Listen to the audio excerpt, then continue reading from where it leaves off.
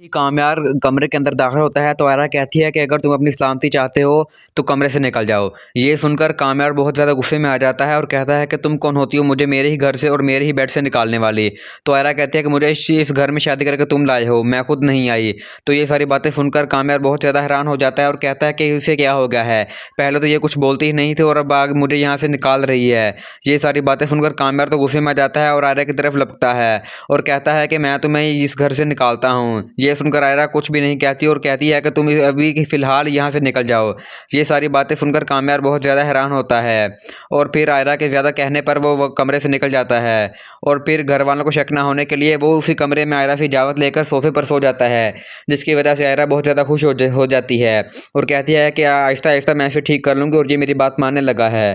फिर जब वो सुबह सुबह उठ जाता है तो उसकी माँ बहुत ज़्यादा हैरान होती है और कहती है कि तुम्हें खैरियत तो है, तुम आज सबसे पहले उठ चुके हो, इस वक्त तो तुम्हारा घर आने का टाइम होता है और अभी तुम सोए हुए उठ रहे हो और नाश्ता करने के लिए हमारे साथ बैठे हो। तो इस पर दादी कहती है कि जैसे ही आयरा इस घर में आई है वैसे ही उसने कामयार को सुधारने की कोशिश शुरू कर दी है और अब तो कामयार भी सही टाइम पर सोता है और सही टाइम पर उठ जाता है। ये सारी बातें सुनकर आयरा बहुत ज़्यादा खुश हो जाती है, लेकिन कामयार के अंदर के तो गुस्से की आग भड़क रही होती है और कहती है कि आयरा कैसे ऐसे कर सकती है। और फिर जब फरीहा और कामयार की माँ दोनों उसके कमरे में जाते हैं तो वो ये सब देखकर बहुत ज़्यादा हैरान हो जाते हैं कि एक गद्दा सोफे पर भी पड़ा था। ये सब देखकर वो कामयार से पूछती है कि क्या तुम सोफे पर सोए थे? तो इस पर कामयार कहता है कि नहीं, मैं सोफे पर क्यों सोऊंगा, वो मैंने रात को आयरा को अपने बेड से निकाल दिया था और वो उसने मुझसे इजाज़त लेकर वो सोफे पर लेटी थी। ये सारी बातें सुनकर फरीहा बहुत ज़्यादा खुश हो जाती है और उसके मन में भी ये ख्याल आने लगते हैं कि अब कामयार आयरा को इस घर से निकाल देगा और मैं फिर कामयार की जगह ले लूँगी।